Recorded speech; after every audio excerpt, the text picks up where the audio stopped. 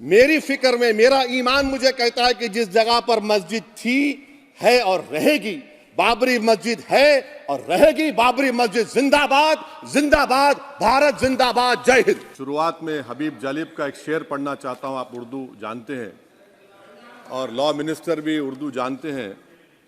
हबीब जलीब ने कहा था कि हुक्मरान हो गए कमीने लोग, खाक में मिल गए नगीने लोग, हर मुहिब वतन जलील हुआ, रात का फासला तवील हुआ, आमिरों के गीत जो गाते रहे वही नामो दाद पाते रहे, रहजनों ने रहजनी की थी, रहजनों ने रहजनी की थी, रहबरों ने भी क्या कमी की थी। सर, मैं अभी सुन रहा था हमारे शिंदे ग्रुप के शिवसेना के पार्टी लीडर अपनी तकरीर कह रहे थे, कहा कि 6 दिसंबर में जब बाबरी मस्जिद को शहीद किया जा रहा था तो उस वक्त के वजीर आजम नरसिम्हा राव पूजा कर रहे थे, आप ही ने कहा, और कहा कि मुझे डिस्टर्ब नहीं करना। तो ये बड़ा अजीब मौका है कि बीजेपी की ताईदी पार्टी ये कह रही है कि नरसिम्हा राव ने कहा कि मुझे डिस्टर्ब मत करो, मैं पूजा कर रहा हूं, और जिसने रथ यात्रा निकाला, इन दोनों को मोदी सरकार ने इस मुल्क का सबसे बड़ा सिविलियन अवार्ड दे दिया, सबसे बड़ा सिविलियन अवार्ड दे दिया। तो ये बताता है कि इंसाफ जिंदा है या जुल्म को बरकरार रखा जा रहा है। तीसरी बात यह है कि सर, इस ऐवान में सियासी पार्टियां आएंगी, चले जाएंगी, आप आए, मैं आया, हम भी चले जाएंगे, मैं जमीन की गिजा बन जाऊंगा, ये ऐवान तो बाकी रहेगा। मगर सर, मैं ताजुब कर रहा हूं कि लोकसभा मुख्तलिफ आवाजों में कैसे बोल सकता है। लोकसभा तो एक ही आवाज में बोलना चाहिए, और लोकसभा भी भारत के संविधान आइन के बेसिक स्ट्रक्चर का ताबे है। और सर, ये इसलिए कह रहा हूं कि 16 दिसंबर को ये ले कर देता हूं, 16 दिसंबर 1992 को इसी लोकसभा ने एक रेजोल्यूशन पास किया था। आप इजाजत दीजिए तो मैं पढ़ता हूं सर। दिस हाउस, अच्छा, ये गुलाम नबी उस वक्त के मिनिस्टर थे, आज नहीं है, उनका नाम नहीं लेना चाह रहा था। This house strongly and unequivocally condemns the desecration and demolition of the Babri Masjid at Ayodhya by and at the instigation of forces represented among others by VHP, RSS and the Bajrang Dal, which has caused communal violence in the country. Such act of vandalism was carried out not only in violation of order of Supreme Court, but amounted to an attack on the secular foundations of our country. This House expresses anguish at the happenings and wishes to reiterate its resolve that it will ceaselessly endeavor to uphold the secular and democratic traditions of our country and for the maintenance of rule of law. और एक paragraph है, नहीं पढ़ूंगा। मैं ताजुब कर रहा हूं कि जब इस ऐवान ने एक रेजोल्यूशन पास किया तो हुकूमत आएगी जाएगी, और हुकूमत, ये मोदी हुकूमत जश्न मना रही है जो 6 दिसंबर को हुआ। तो ये एक बात है सर। चौथी बात यह है कि सर, नहीं, 6 दिसंबर के ऊपर कोई जश्न नहीं है। राम मंदिर के निर्माण की जो प्रतिष्ठा हुई है उसको संबोधन कर रहा है, और वो सर्वोच्च न्यायालय के द्वारा तथ्यों के आधार पर दिए गए निर्णय के कारण से हुआ है। सर्वोच्च न्यायालय का निर्णय है, तो तथ्यों के आधार पर निर्णय है। वो विषय आपने बोल दिया, ठीक है, ओके। परंतु जो मंदिर का निर्माण है वो नियमानुसार सर्वोच्च न्यायालय के निर्णय से तथ्यों को देख करके। और एक सेकंड, आप इस्लाम के बहुत जानकार हैं, विद्वान हैं वैसे भी, अब कानून के, यदि किसी अन्य धर्म के स्थान पर मस्जिद बनाई जाए तो शायद उसको मान्य नहीं किया जाता। अभी ASI ने, सुप्रीम कोर्ट ने स्वीकार किया है कि वहां पर राम मंदिर था, तो इस विषय केवल यह है कि वहां पर राम मंदिर ठीक बना कि नहीं बना, वो विषय हो गया। तो कृपया इस पर यदि आप कुछ बोले तो बोलें प्लीज। सर, मैं आपको गलत साबित कर दूंगा सर। और मैंने रुक तो जाइए बड़ी इज्जत के साथ सर, मैं आपकी बड़ी इज्जत करता हूं सर। आपको मैं कोट कर रहा हूं सुप्रीम कोर्ट का जजमेंट, पैराग्राफ 1222 रोमन 17, उसमें लिखा गया है, the destruction of the mosque took place in breach of the order status को and the assurance given to this court, the destruction of the mosque and obliteration of Islamic structure was an egregious violation of the rule of law. Egregious का मतलब जो छोटी मोटी अंग्रेजियों में आती है वो क्रिमिनल एक्ट कहा। और सर आपने कहा था कि वहां पर मंदिर को तोड़कर बनाया गया। सर मैं आपके सामने ये तमाम चीजें लेकर दूंगा, सुप्रीम कोर्ट के जजमेंट के पैराग्राफ्स हैं जिसमें सुप्रीम कोर्ट ने एएसआई की रिपोर्ट को नकारा।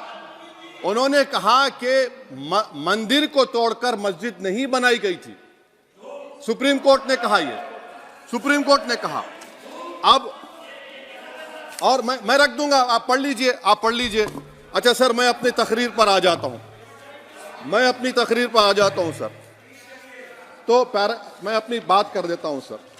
तो मैं ये पूछना चाह रहा हूं कि क्या मोदी सरकार एक समुदाय, एक मजहब की सरकार है या पूरे देश के मजाहिब को मानने वालों की सरकार है? जिसको नहीं मानते उनकी सरकार है? हमको बता दीजिए। क्या मोदी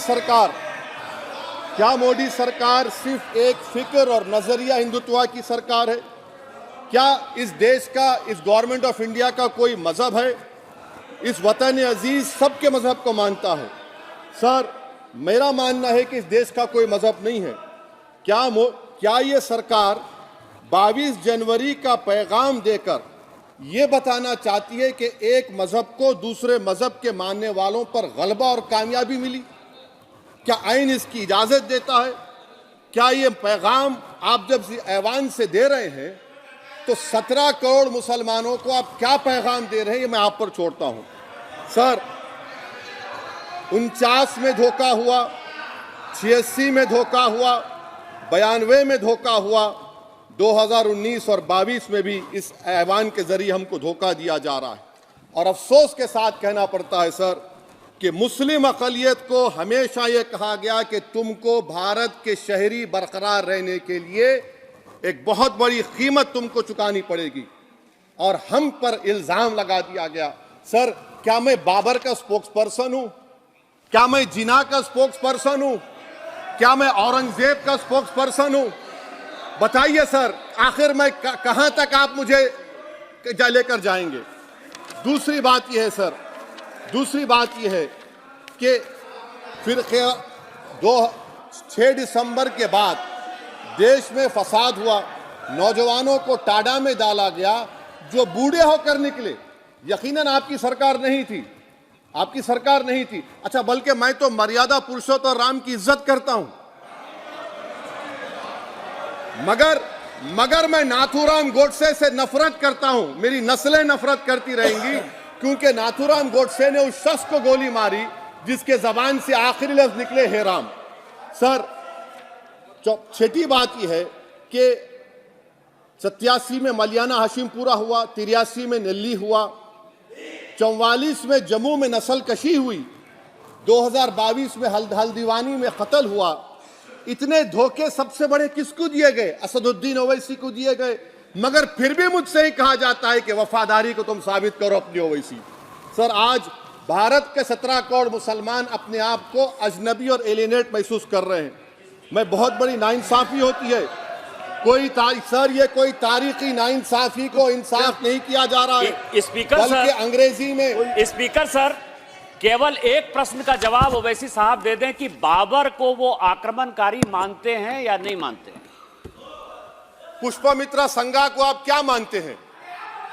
बताओ, पुष्पमित्रा संघा को आप क्या मानते हैं?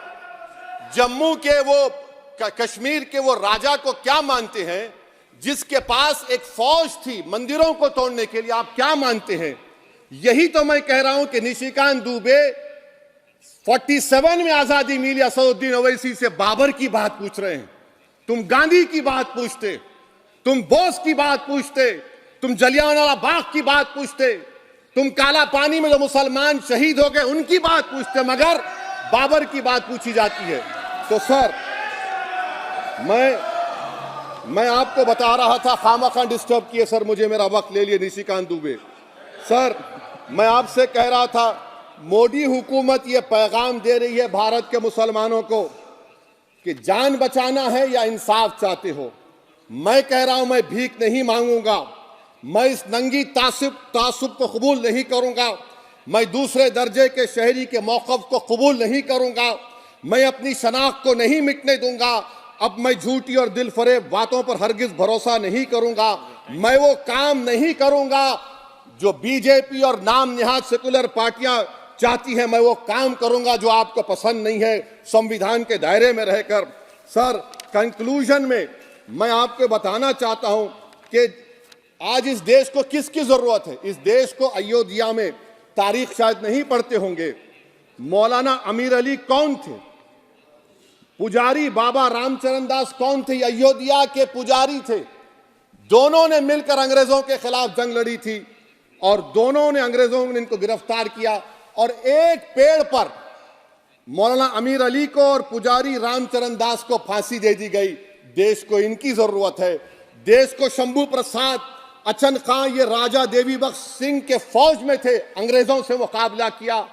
मुसलमान की लाश को जला दिया गया और शंभू प्रसाद को दफना दिया गया।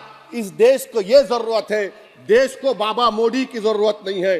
आज भारत को अयोध्या के मौलाना अमीर अली और रामचरण दास, अचन खान, शंभू खान की जरूरत है। सर, मैं अभी सुन रहा था ये नाम निहाद सेकुलर पार्टियों के बयानात को।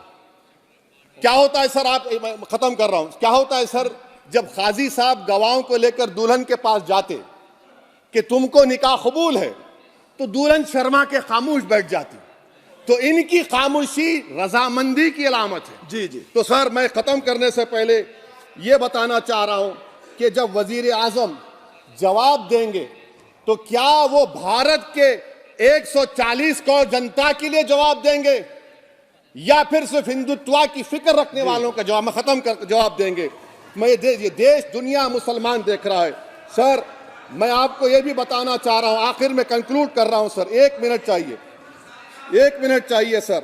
सर, मेरा मानना यह है कि आज मैं बहैसियत एक भारत के गयूर मुसलमान के, let me stand as a tall Indian Muslim and say that the light of Indian democracy today is at its dimmest today, sir. Sir, in conclusion, मेरी फिक्र में, मेरा ईमान मुझे कहता है कि जिस जगह पर मस्जिद थी, है और रहेगी, बाबरी मस्जिद है और रहेगी। बाबरी मस्जिद जिंदाबाद, जिंदाबाद, भारत जिंदाबाद। जय हिंद।